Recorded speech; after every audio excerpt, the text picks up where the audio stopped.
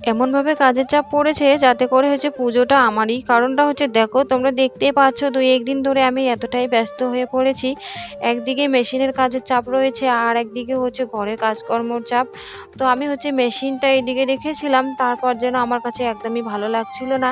তো ভাবলাম আজকে এই জিনিসগুলো একটুখানি সরাসরি করে ঘরটাও সুন্দর করে একটুখানি ঝাড়াঝুড়ি করে নেই।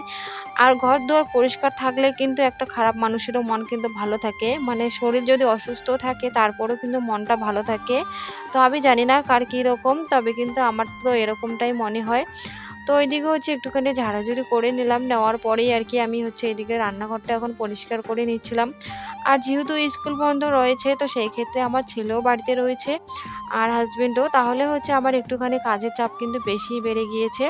এই ২ টা মানুষ থাকলে আমার জন্য কাজের কোনো শেষ নেই।